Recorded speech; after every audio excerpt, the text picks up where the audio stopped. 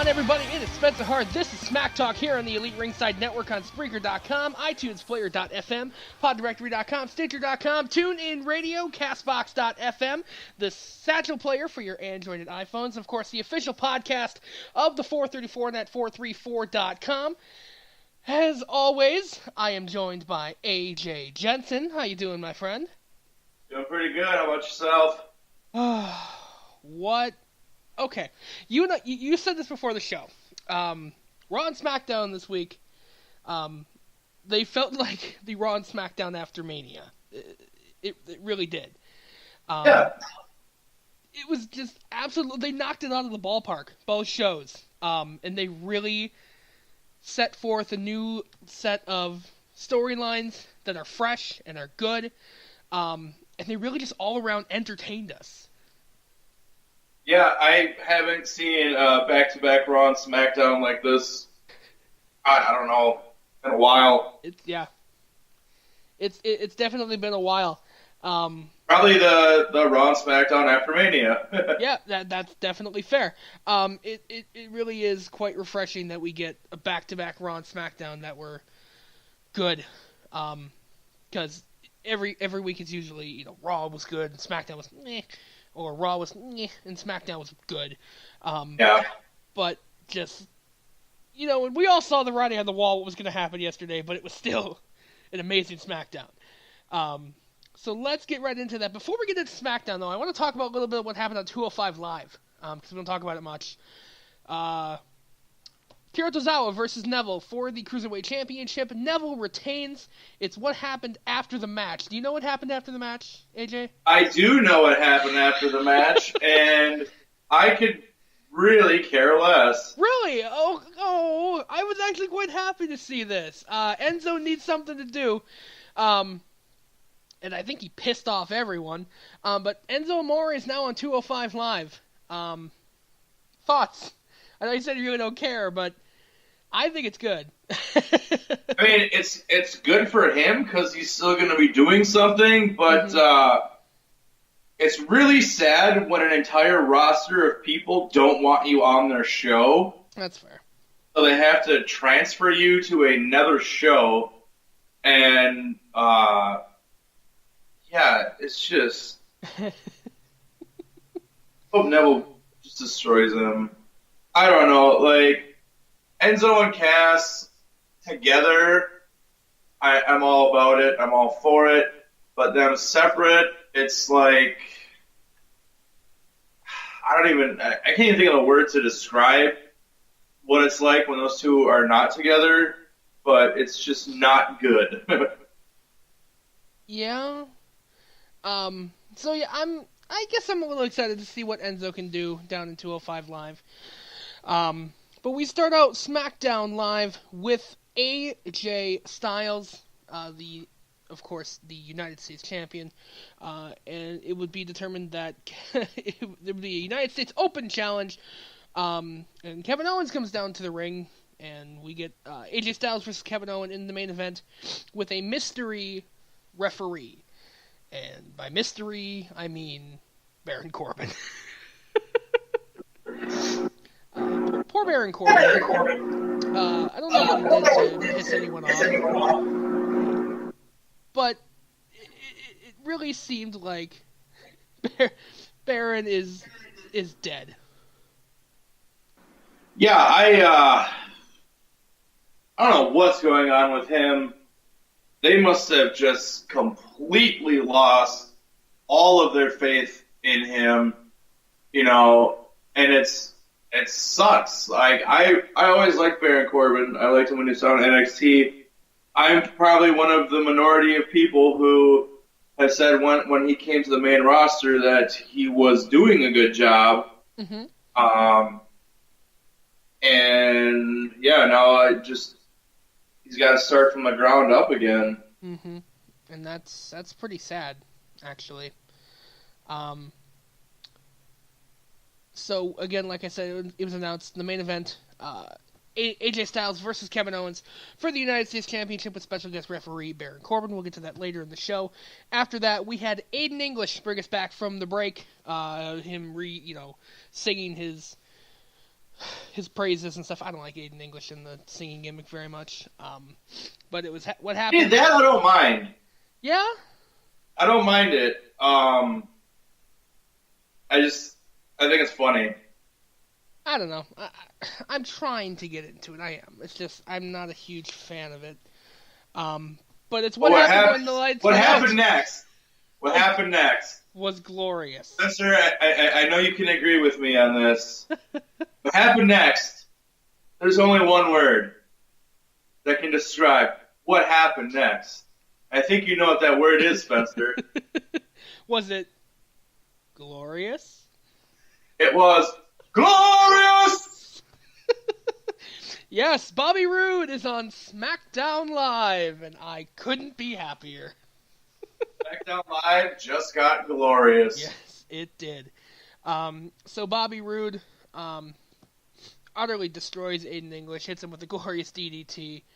And that's that, and Bobby Roode is on SmackDown Live, and oh boy. Could you imagine Bobby Roode as WWE Champion? I could. I want you to picture that for just a moment. I could totally picture that. I'm definitely okay with Bobby Roode as WWE Champion. That crowd went apeshit last night, too, when he came out. Yes, they did. They were a lot more alive than I thought the Raw crowd. The Raw crowd was kind of... I don't know. The Raw crowd got pretty ruckus. Oh, yeah, but for bad reasons, in my opinion. Well, they had some. They had a lot of good, like normal crowd reactions, like to stuff. But yeah, it was just the whole beach ball thing. Kind of took, the wind out of the room. And even last night at SmackDown, the crowd was doing the wave again. Mm-hmm. Yeah, I enjoyed the SmackDown crowd more, in my opinion. But so I want to say in the women's tag match, they were chanting, "We want beach ball." Yep, they were, and you know why? Because there was a goddamn beach ball flying around the crowd. I was not happy. So after the break, after Bobby Roode defeats Aiden English, we come back to Daniel Bryan, and then Chad Gable comes up and he's like, it's great that Jason Jordan, has this whole thing, but what's next for me? So Daniel Bryan introduces his friend, and I believe, 5-time United States champion, Shelton Benjamin. Shelton Benjamin. Old standard. Shelton Benjamin is back on SmackDown Live. This was back to back. It was just like I couldn't breathe. It was like, stop it. Shelton Benjamin coming back has been in the works for a while. He signed a long time ago with them again. Was about to make his return, I believe, and he went through his final physical and found out he had I can't remember. It's a shoulder injury, I think. He had something wrong with his shoulder. And he I can't remember if it was dislocated or torn rotator cuff or something, but they obviously didn't clear him, and he was still signed, but was taking the time to recover and everything. And now they brought him back, and this doesn't surprise me whatsoever. When they first announced Shelton Benjamin coming back, I know me and Chris were talking about how cool it would be if they did some kind of angle. Get it? Some kind of angle with American Alpha. And I put together this, just this off-the-wall, bizarre, fan theory. And it was, so now Kurt Angle had a one-night stand, or used to date a girl in college. And then they, 9 months after their last date, Jason Jordan was born. I'm like, they're going to bring back Shelton Benjamin. We're later going to further in the storyline find out that the woman that Kurt Angle had sex with was Shelton Benjamin's mother, and Jason Jordan and Shelton Benjamin are half-brothers, and they're gonna form this huge, like American Alpha team, world's greatest tag team, like 2.0, and then bring Charlie Haas back. I love it. I love it. Sheldon Benjamin's mom is going to be the manager. Book it, Vince. Book it now.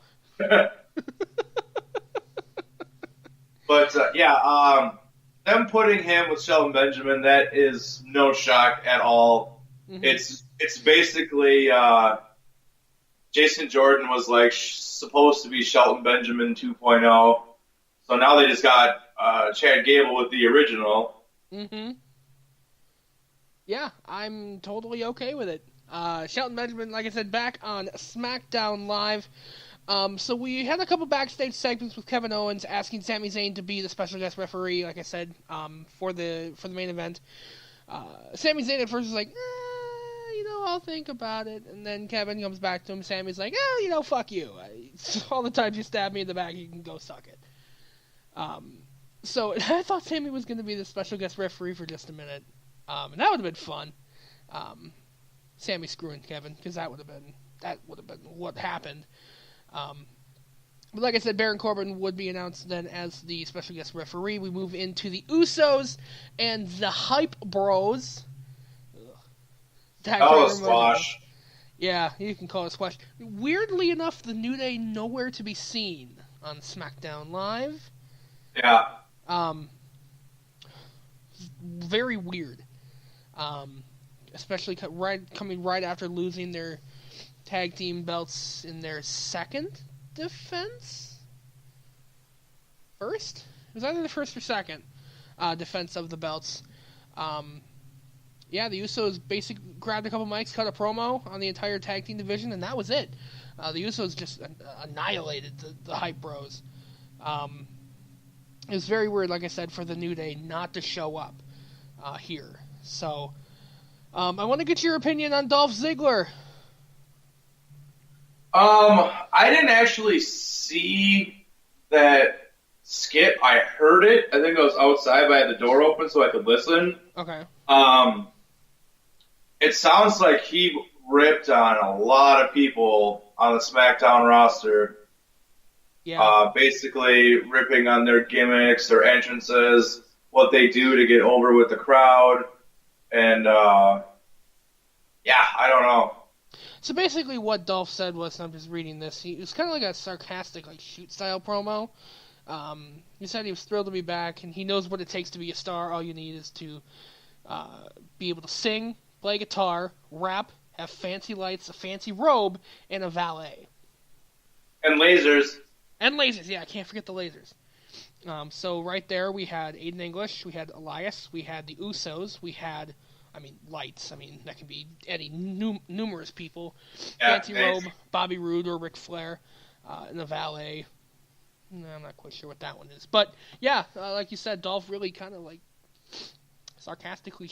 Valet, I'm guessing he would probably at this point be referring to Maurice. Yes.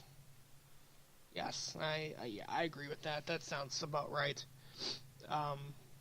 So up to this point, SmackDown is just... it was a lot to ingest. And this was, within the first hour. The first hour of SmackDown was just boof, right from the beginning, just non-stop go. And it was nice for a change, because sometimes, it starts out strong, or it starts out meh, and then goes up to 100 or just dies at the end. Yeah. But SmackDown so far up to this point was pretty damn good. So what we're going to do is take a break, come back, we'll talk about Shinsuke Nakamura. We've got the backstage segment with Kevin Owens, Breezango, and Baron Corbin. We've got the women's tag match. And, of course, the main event for the United States Championship. We will talk about all of that. That is next here on Smack Talk. Psst. Hey, you. Yeah, I'm talking to you. Are you an energetic team player who loves to get into lengthy, logical discussions about pro wrestling? The Elite Ringside Network is looking for talented individuals to join their staff today. We are looking for on-air talent, video editors, and blog writers.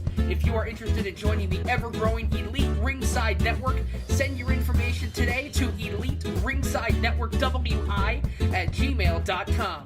Be a part of something great. Be a part of the revolution. Be a part of the Elite Ringside Network. Hey, what's going on, guys? It's Spencer Hart from the Elite Ringside Network. Wanted to let you know about some amazing news. You can now listen to all of our great programming on the new Satchel podcast player for your Android and iPhones. Here's the deal. While you're listening to us on Satchel, you can send us a few dollars to make all of our amazing shows even better.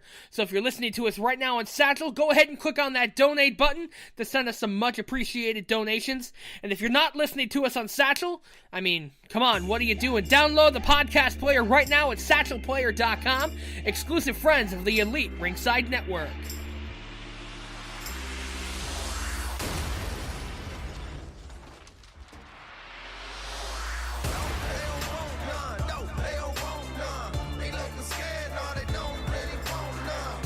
Welcome back to Smack Talk here on the Elite Ringside Network. So before we get into the rest of SmackDown, you and I were talking during the break. AJ, you want to give an update on Big Cass? There was some news that was released today regarding his injury. Yeah, so yesterday when we recorded, we talked about it. We said we would pass along any information that we had today, if there was any, and it's looking like the initial report is saying he suffered a torn ACL and possibly a medial meniscus tear. Now, it's not 100% on either one of those. They're just saying that's the initial report. They're going to have a radiologist who is going to evaluate it before making any final decisions. But they're saying if it is his ACL, he's looking at a possible recovery time of 9 months. Jesus Christ. Which 9 months being gone in WWE is an absolute lifetime. Yeah, especially when you're just starting out at a new heel run, a new singles, being a new singles competitor. That's not good. He's definitely going to need some repackaging, I think, if he's going to be out that long. And 9 months, when Seth Rollins completely blew his knee out, I don't think he was gone for 9 months, was he? So let's see here. He blew his knee out the week before Survivor Series, and he returned. He returned at Extreme Rules, which is the one right after Mania. So he was out about 6-7 months. But even then, 6-7 months is a lifetime for these. It is, but it's still manageable. Obviously, with Seth Rollins, what he was able to do coming back, and the run he's had since returning. Yeah. So if Big Cass, takes care of himself, and I'm sure, obviously, it's WWE. They're going to have all the best doctors and trainers and everything, the best rehab. Mm-hmm. So he can come back sooner than 9 months if all goes well for him. Yeah. And not to sound like a little bit of an asshole, but when Seth came back, you got to think Seth is kind of a high flyer. So they really needed to make sure that knee was ready to go. With Big Cass, not as much impact on the knee. Well, it's crazy, though, because that move where he got injured is a move he's done 1,000 times. Yeah, in every match, he's probably, I've seen him do it in every match I've seen him do in WWE. It's one of his standard moves. And he always makes it look really bad. Right. And it's just this one time, it's just a freak accident, and he lands on his knee wrong, and there it goes. It was like the same thing happened with Seth. Seth's done the sunset flip 1,000 times. Yep. But it's, just one hair of an angle off, and bam, your knee's out. Yep. That's the risk with some of these moves and some of these competitors is it's so much impact on the knees and the tendons and the joints, and just one bad move and poof, you're out for 8 months. Yep. So yeah, Big Cass, if he did indeed tear his, you said his ACL and his meniscus? Yep, that's what the initial reports are. It's looking to be about, they're saying a 9-month recovery time, but we all know WWE. They have the best doctors on hand, the best rehab. Yeah, they'll come out and they'll say 6 to 8 months, 6 to 9 months probably. Yeah, so we wish Big Cass the best of luck. It's going to be a rough road, but, you know, he'll be able to do it. So, moving forward with SmackDown, we have Shinsuke Nakamura versus the Singh brothers in a 2-on-1 handicap match. In a 2-on-1 ass beating. Yeah, it was announced as a 2-on-1 handicap match, but it was essentially a triple threat, because both of the Singh brothers were in the ring at the exact same time, and Shinsuke Nakamura absolutely murders the Singh brothers. Oh, this match ended, like I said, in a triangle choke, immediate tap out, and then Jinder Mahal gets involved, and then he immediately hits Jinder Mahal with a Kinshasa. That Kinshasa looked nasty too. Yes, it did.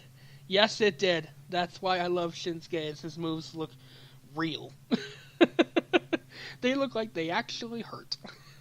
He looked like he kicked fucking Jinder Mahal's head clear off his shoulders. I was like, oh, I bet he's going to feel that tomorrow. I'm pretty sure he kicked Jinder's head right into Queens. So, yeah, we move into the backstage segment. A nice little segment with the Febreze, as I like to call them, Breezango. Oh, yeah. And this is where we find out, of course, that Baron Corbin will be the special guest referee. The Fashion Police come out to offer to officiate the match. And Owens and Breezango get into this shouting match, which was absolutely hilarious. They're like, come on. Kevin's like, no, get out of here. And then Tyler, I think, said something like, to be continued. And Kevin's like, no, there's nothing to be continued. It's a great little back and forth with Kevin Owens and the Fashion Police. Like I said, as he's walking away, Baron Corbin stops him and says that he would be the referee as long as he's guaranteed a U.S. title match if Owens won. We'll get to that. So that's where we find out that Baron Corbin is the referee for the main event. We move into the women's tag match for the night. Natalya and Carmella versus Becky Lynch and Naomi. Now, at first, I was screaming at the television going, why are you pairing the women's champion and Miss Money in the Bank? Why? But then I find out why. Carmella was kind of a dick here. She's like, oh, well, I may not help you and let you get your ass kicked, and then I'll cash in on you. Well, it was initially James Ellsworth, the human turtle. Oh, right, that said that, and we get classic JBL. Every once in a while, he just throws out some zingers.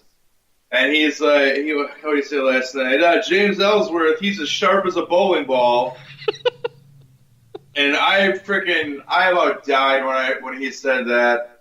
And then, they were talking about how basically James Ellsworth revealed Carmella's strategy for cashing in for that match. And he's like, yeah, James Ellsworth, if he was any smarter, he'd be stupid. Yeah, JBL really offered some amazing one-liners in this match. Every time they talk about James Ellsworth, JBL said, oh, he's just so smart, isn't he? So, it really was. So, like I said, Becky Lynch and Naomi defeat Natalya and Carmella. There was a point in this match where Natalya goes to go for the tag, and Carmella jumps off the apron. Natalya had to defend her for herself for a while. Carmella returned with the briefcase in hand, seemingly thinking that Natalya was just going to get beaten to the ever-living hell, and she would cash in. Natalya, while Carmella was distracted, got to the corner, and she tagged in Carmella. And Carmella's like, no, I'm not getting in. And Natalya's like, no, you have to get in. And then Becky Lynch hit the Bexploder, and then Naomi hit her split-legged moonsault, and that was it. 1, 2, 3. Thoughts? Yeah, sorry, I got distracted. I was just reading something. But yeah, I don't know that match. I didn't really care for at all. I'm happy that Natalia is women's champion though. I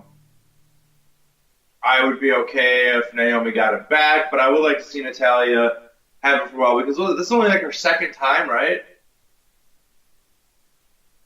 I'm not sure. I think so. I think it's only like her second championship. But yeah, I've always thought Natalia's deserved a lot better than what WWE has done for her. But I don't know. For some reason, this match just didn't hold my interest at all. I knew Carmella wasn't going to get the opportunity to cash in. I would have really been pissed if they would have actually had Carmella cash in and win, and that just would have been the fucking dagger in Natalia. Yeah. So I hope they let her go with it for a little bit, and then we'll just see what happens. You always got that, that X factor with the Money in the Bank contract, so you never know. Mm-hmm. Yeah, so in keeping in the theme with the women's division, we had a backstage segment with Lana and Tamina. Lana seems to be embracing kind of a manager role again with Tamina. So what was going on is Lana was having Tamina visualize all the haters as her motivation. She said, the journey to the women's championship begins next week. The ravishing reign of terror begins, and it won't stop until you become champion. What are your thoughts on that? Yeah, I don't know. I kind of got that feeling, too, that Lana's kind of going back towards the more manager-type role. And, I don't know what's going on with Rusev. I heard a report that he is probably going to be asking for his release soon. And rightfully he should. Especially after SummerSlam. Yeah. It's crazy because I thought Rusev was one of the first guys to get buried by John Cena and then eventually bring himself back up. Yeah. Like, Rusev was on this monster tear, beating everybody, and then just gets buried by John Cena, and slowly but surely worked his way back up to the Bulgarian Brute again, only to just get freaking buried alive at SummerSlam by Orton. Yeah. And it sucks. Like, Rusev has kind of been one of my favorite mid-Carter heels in the business for a while. Mm-hmm. And I've always thought he should have got pushed up more to the main spotlight, and it's just every time he starts to get up there, something comes and knocks him back down. I don't know if he's got backstage heat or what's going on with him, but if he does leave, it's just, to me, in my opinion, it's just going to be another classic case of WWE dropping the ball. And they've done that so many times before with guys like Drew McIntyre, and obviously he came back. But guys like Wade Barrett, Cody Rhodes, and guys like Evan Bourne that they really didn't use a whole lot. And some of these guys, Cody Rhodes, Evan Bourne, obviously those two are killing it out in the indie scene. Ring of Honor and PWG. And some of these other smaller indie companies, but I mean, Jesus, or Rusev. Yeah, like I said, rightfully so. Rusev should ask for his release because they just haven't used Rusev as well as they should. So he really should make a tear on the indie scene. If he does indeed ask for his release. So I want to move into the main event here. AJ Styles versus Kevin Owens for the United States Championship as Baron Corbin as the special guest referee. There's a little bit of a controversy starting about midway through the match. Baron Corbin forcing a break on the calf crusher after Kevin Owens kind of like brushed his fingers on the bottom rope. Now, after Corbin forced Styles to break the hold, Styles took exception, and then Corbin pushed Styles into a roll-up by Kevin Owens, and that was after Kevin Owens, I think, kicked or shoved AJ Styles into Baron Corbin. Oh, that's right. Yeah, that's correct. And like I said, and then Corbin pushed Styles into a pair of fast counts, really. And that would lead, I almost said Vince McMahon, Shane McMahon to come down to the ring and just have an argument with Baron Corbin. And then, let's see here. After that happened, I'm trying to remember what happened that led... Owens hit AJ with a low blow. Oh, that's right. And then Corbin goes to count the pin, 1, 2, and then Shane. I gotta say same McMahon. Shane pulls Baron Corbin out of the ring, and then Baron Corbin just gives up. He's like, "Oh, just take the referee chair. You do it." So we have Shane McMahon. After Shane basically said it's not ending that way, and then Baron Corbin is like, "All right, screw it. Here, take my T-shirt," and just walked off. Yeah, so Shane McMahon would roll into the ring as the new referee, and while that's happening, Styles would grab Kevin Owens, snap him on the top rope, and hit the phenomenal forearm for the win. 1, 2, 3. So Kevin Owens again upset because another referee failure, I guess you could say. But this is a good way to not only to end the AJ Styles Kevin Owens feud, because like Shane had mentioned at the beginning of the show, if you fail, this is it for you as long as AJ Styles is champion. So that's the end of the AJ Styles Owens feud. That definitely setting up the Owens McMahon feud now, like we had stated earlier, like we had previously forecasted. This is it now. This is the start of it. Yep. Yeah, like I said, all around a very good show from SmackDown and Raw. It was a good set of weekly shows, and it really kept the viewer interested. And I really want to see what happens next week. That's weird for me. Like, I always want to watch wrestling, Raw and SmackDown, but it's rare that I actually am like excited for next week. Well, then, it was one of those weekends where it was like NXT TakeOver on Saturday, SummerSlam on Sunday, Raw on Monday, SmackDown on Tuesday. So that's 4 straight days of having to sit and watch wrestling. And, we're sitting here, NXT was 3 hours, SummerSlam was 6. Right. That's 9 hours right there. Raw is 3, so that's 12. So that's 14 hours counting SmackDown.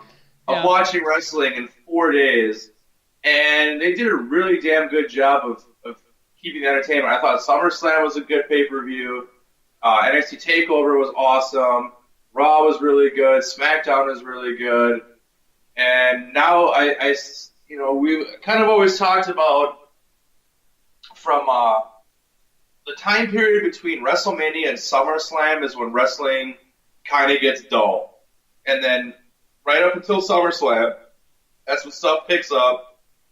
And then after SummerSlam, it's just like shooting out of a cannon, because a couple months after SummerSlam, you got Survivor Series. A couple months after that, you got the Rumble, and then we're back into WrestleMania season again. So it's just boom, boom, boom, boom. You're going to have a couple pay-per-views in between. But now is where the ball starts rolling from SummerSlam to next year's WrestleMania. So things will start to pick up again.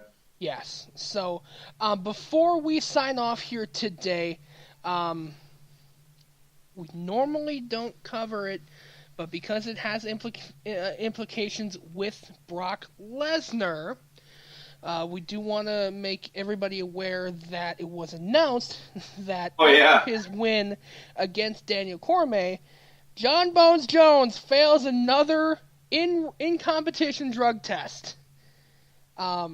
This is absolutely insane. The man was basically given a reprieve from the last one, was given a short discipline from his last one, and given a championship opportunity, and eventually won the title And the man fails another drug test. He's stripped of the championship that he won, and he lost the light heavyweight championship.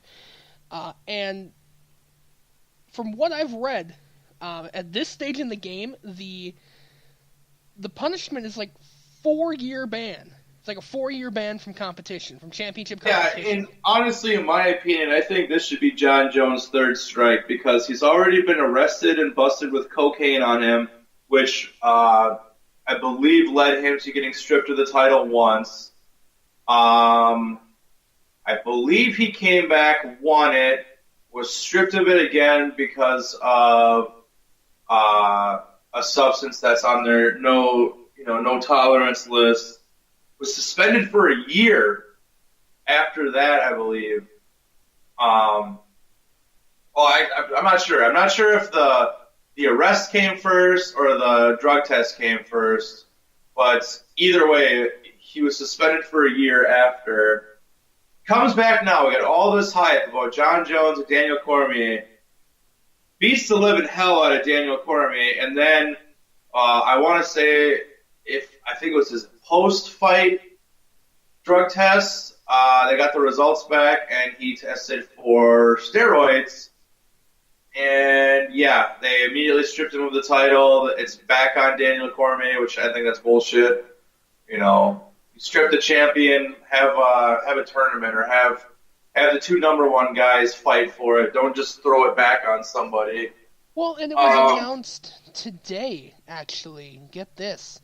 At UFC 218, before Jones's failed drug test, Dana White was all but ready to announce it was going to be John Bones Jones versus Stipe Miocic for the belt at 218. Oh, yeah? That was announced today. So the man just dicked himself. We don't feel sorry for him. This is a man that made his bed, and like you said, this should be his third strike. It really and it sucks too because after beating Daniel Cormier, he called out Brock Lesnar, and of course Brock Lesnar's response was like, I can't remember what his exact words were, but it was basically like, anytime, you know? Basically, bring it on, bitch. Yeah, and so everyone kind of thought that was going to be the next thing with Brock Lesnar. Ironically, they both have now failed their last fight drug test. Referring to Brock Lesnar failing his drug test against, was that Mark Hunt? In Brock Lesnar's last UFC fight. Right, yeah. Now, And he faced him John Jones just failed his. I don't know, I used to be a huge John Jones fan, and then, he started getting all these drug charges and stuff like that. And I'll never understand how an athlete who makes millions of dollars a year has to go and, do shit like this. It doesn't make sense because, I'm struggling. We're all struggling here. We would die for an opportunity to have something like that. Right. And these guys just piss it away. And it's so stupid because the dude is such a natural athlete. Right. Great fighter. I mean, Jesus. The dude is pretty much untouchable. His best, him and Alexander Gustafsson, that was one of the best fights I'd seen in a long time at that point. And this dude just throws it all away. Yeah. And yeah, I mean, we're looking at, like you said, possible 4-year suspension. It's like, you don't even come back from that. No, that's going to be the death blow if that's the case. For John Bones Jones. So yeah, like I said, that it has implications because of Brock Lesnar here. But yeah, it's just the man threw it away, and why would you do that? Yeah, I don't know. It's stupid. So, final thoughts on the last 14 hours of wrestling.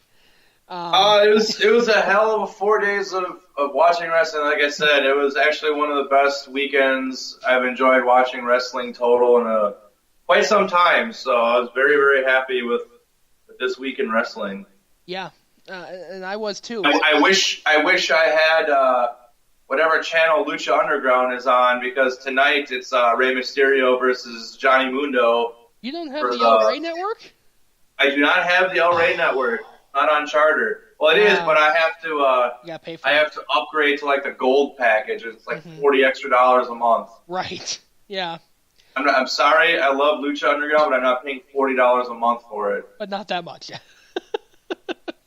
Yeah, so that should be a good match. We'll throw up the results on our Facebook page, facebook.com/ERNetwork247. My prediction for the evening is going to be Rey Mysterio will be Lucha Underground champion because Johnny Mundo has moved on to TNA, GFW, XYQ, whatever the hell they're calling themselves now. So yeah, I think Rey Mysterio is going to be the champion. That's going to be a great match. I'm really excited for it. Yeah, those two together, I would say, are probably going to tear the house down. I agree. Yeah, so that's going to do it for Smack Talk here on the Elite Ringside Network. Thank you so much for listening. You can follow us on Twitter at AGens81 and at Spencer Hart ERN. You can also follow us at ERNetwork247 on Twitter. So for everybody here at the Elite Ringside Network and for AJ Jensen, I am Spencer Hart saying we will see you guys next week for Raw Review. Have a good one. Peace out!